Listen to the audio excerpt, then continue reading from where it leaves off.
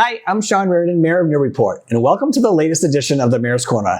This is the first post-election edition of the Mayor's Corner, so I am happy to say that I got re-elected for my second term, so I'm really excited. I get to do this job for another 4 years. Just a quick little, election recap. About 44% of Newburyporters came out to vote. We have about 15,000, I think, registered voters here in Newburyport. And I think what the former clerk used to always tell me was that solid number is really closer to 12,000 people that actually come out and vote on a regular basis. Those are people that typically come out on a presidential election. That's when we get our highest turnout on those presidential election years. And in the mayor's races, it's typically around 50%. So this was a little less than I think 4 years ago, if I remember correctly. But still a good turnout, just under 7,000 total votes. Like I said, my race was decided by 307 votes, so a pretty small margin, a lot bigger than last time. Last time I won by 27 votes. So like I said, I guess I'm improving, so that's good. We're going to have a brand new council, which is really exciting. And just to let you know about that real quick, Sarah Hall, who's currently on the school committee, she is going to be an at-large councillor. So congratulations to Sarah. So she's making the move over. Brian Callahan is also a school committee member right now. He's sliding over into the Ward 3 councillor role.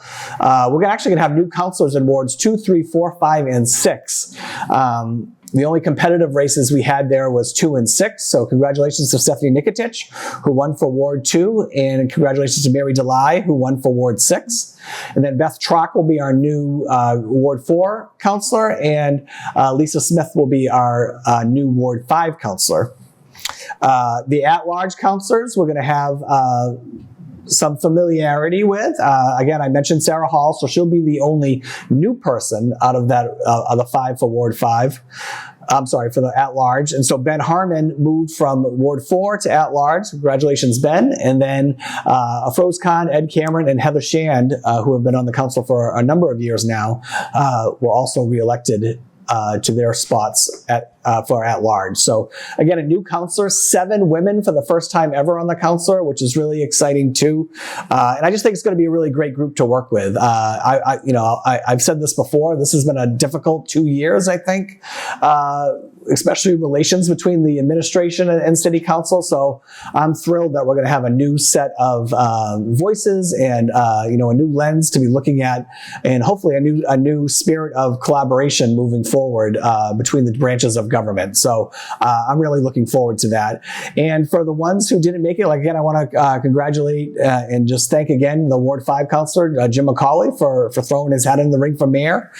These races are not an easy thing to do. And so the fact that he was able to step up and do that, I think should be commended. And also the at-large councillor, Mark Wright, ran for his seat at large, just missed making into the top 5. So again, thank you for his service to Newburyport. He's actually a former school committee member many years ago, but he's been on the council now the last 4 years. So again, thank you to those two for their service as well. And that's pretty much the election recap. We'll have an inauguration on January 5th here at City Hall. We're still working on those details, but there'll be more to come, and we're really excited about that. 4 years ago, we were still coming out of COVID, so it wasn't like your regular inauguration ceremony. So we're going to be able to kind of do what we used to do, have more people here, have more, we're going to be actually able to conduct the whole ceremony this time around, which I'm really excited about because, again, I missed that a little bit first time around. So I'm glad we get to do that again. And again, we're just excited for the new term to start. There's still a lot of important things that need to happen in the next month and a half here in the city, though, as well. We've got a supplemental budget that needs to be discussed and then decided if we're going to move forward with that.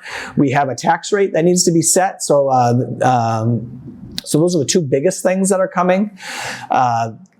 November 17th is the next city council meeting, so that's next Monday. And then they also have a meeting set up for December. So there's really technically only 2 meetings left. but I do believe that they're going to set up a special meeting to deal with the many things that we have on their docket right now. And again, this is a newer city council schedule that we've gone through this first year. It'll be interesting to see what the new council does with this. I think the idea is to have less meetings, but I think what we've learned is it makes it difficult to have less meetings because a lot of things take multiple meetings to get through the council. So it was a good, I think, try to do it, but I'm hoping the new council kind of look at that and maybe at least have the discussion about maybe going back to the way it was. And it's just the nature of how things have to go through the legislative branch to get approved. It's very difficult when there's fewer meetings to do that. So that's where we are. Again, congratulations to everyone who ran for office this time around. We also have, so we did have a school committee. I didn't mention this, but we have 3 people who got elected to the school committee. They were unopposed.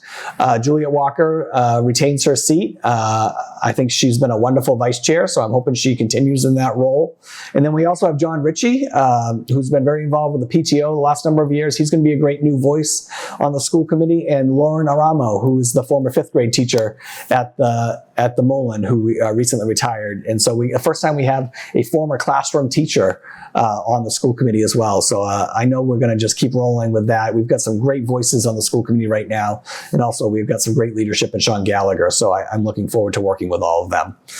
We just had a big kind of a food drive push the last couple of days that have been great. The city of Newburyport partnered with Community Services of Newburyport and the Salvation Army. I think also with the first parish food pantry in Newbury. But we did this massive food drive. We're actually still collecting food here at City Hall. But then with police and fire, we collected all the food down at Market Basket last weekend. And all that food was brought to the Salvation Army. And in their little gym area or cafeteria, we kind of set up a makeshift grocery store.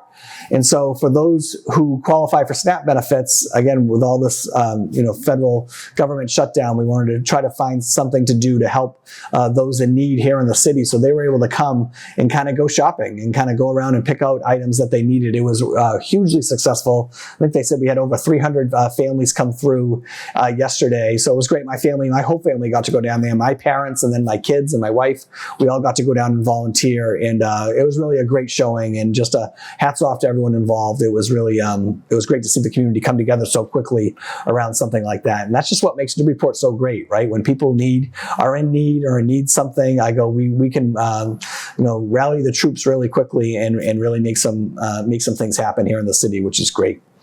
The Kmart project, Plaza Landings, still is continuing to go through the ZBA process. By the time you see this, their next meeting would have already happened, but they have a meeting tonight. I do think they'll be finishing up here in the next couple meetings, so we're looking for a December finish. And then we'll have to wait and see what the ZBA recommends to the developer around this project. But I think we've made some good progress. I think we still have some concerns over a lot of areas like traffic, but I think we're heading in the right direction there. And I look forward to hearing what the developer has put together around that. But again, we're still here. So if you still have questions about this project or have concerns, go to one of these ZBA meetings. They have public comment. It's a great opportunity to come and just let your feelings be known. I will say I did hear this quite a bit at the doors, mostly I would say in wards 5 and 6, but it is a concern for people. And I think what I tried to tell people during the campaign is this project is going to happen, but if you want your voices to be heard, it has to be during the ZBA process, because this is our only city outlet to let the developer know, hey, these are concerns. This is what we'd like to see with the project, and hopefully they can take some of those to heart and incorporate them into their designs for the project. But I do think we're in a good spot. I think again, this is going to give much needed rentals here in the city in an area of town that can handle this type of density. It is going to be the biggest housing project we have here in the city. So there's a couple more meetings to go here as we get into December. So if you have concerns, show up and make your voice be heard. There's another meeting coming up next week. It's coming up on Tuesday, and that is our joint City Council and School Committee budget hearing for the FY27 budget. We do this meeting every year. It's called for by our charter. It's going to be at the Senior Center. It's going to be at 6 p.m. next Tuesday, and this will be the first meeting that we have Ethan Manning, who was our former finance director here at the city level. He's now at the schools. He will be presenting the school side of the budget. budget. And then we'll also have Amy Sarro, our new finance director here, presenting the city side of the budget and what we're thinking and what we're seeing, what are our projections for FY27. This is also going to be a good opportunity for the city school committee and city council to have kind of a dialogue around finances in the city and what they see moving forward and how they're going to work together. I think City Council really appreciates when they have a little bit more insight in what's coming their way, and this meeting is one of those ways to do that. And I do think the communications subcommittee of the City Council has tried to connect more with the joint the general government subcommittee of City Council, so there's a little bit more communication going on there. What else is going on? We did hire a new HR director. He has signed his letter, so he is official. We look for him to start sometime in early December, but his name is Stephen Crowley, so I will be submitting his name to City Council for approval. Stephen comes to us with some municipal experience. He actually was in the Air Force as well. He's retired from the Air Force. He did 30 years in the Air Force. And he also is a city councilor in Beverly. So he's got some really great background as far as municipal workings of government and a great HR background. So I think he's going to be just the person we need to come in here and hit the ground running in our HR department. There's some listening sessions coming up for our Senior Affordability Task Force. Those are going to be held at the Senior Center. And by the time you see this, one will already have happened. But next Thursday, the 19th, from 2 to 3:30 at the Senior Center. And then there's December 2nd from 10 a.m. to 11 a.m. So just mark your calendars. There was a little article in the paper about it today if you'd like to look at that up. But we'd love to hear from you and get some of your insights and personal experience around affordability here in Newburyport. And lastly, we had a wonderful Veterans Day Assembly ceremony yesterday upstairs here at City Hall. I just wanted to commend Kevin Hunt, our Veteran Services Director, for just doing a great job as usual. We moved it inside this year, and I think that worked out great for everybody. We had Cub Scouts and Girl Scouts here. They participated. Thank them. Our police and fire were here as well. Mike Bartlett did a great job from the DPS to get the room set up. For me personally, I got to address the crowd, and I think it's so important to celebrate our veterans here in the city. We have a number who work for the city as well, and I wanted to make sure I gave them a shout out. But I also had two personal connections that I wanted to call out. One was my friend Jeff Filato, who I actually saw this weekend when I was down in Tampa for the Pats game. He took his son to the game. I took my son to the game. We were able to connect after not seeing each other in a number of years. But he's been a career member of the Coast Guard. He's risen to the rank of captain. He's really had a really successful career. I talked about his career a little bit. And then someone I talk about all the time is my brother-in-law, Luke, from Newburyport, graduated class of 1997. He's the first general we've had here in Newburyport since 1844. Adolphus Greenlee was the last Newburyport-born general that we had. He was a general in the Army, but Luke has been in the Air Force now. He's deputy commander of NORAD, which is literally the organization that protects our airways here on North America. So he's got a pretty big job, and he's loving it. They're living out in Canada now with my sister and their 4 girls. But again, I wanted to call them out for their service and just thank them for everything that they do for us here in Newburyport, but also for the country. So that's my Mayor's Corner. I hope everyone has a great weekend. Stay warm. It's getting cold out there. Get those leaves picked up, and I will see you all next time on the Mayor's Corner.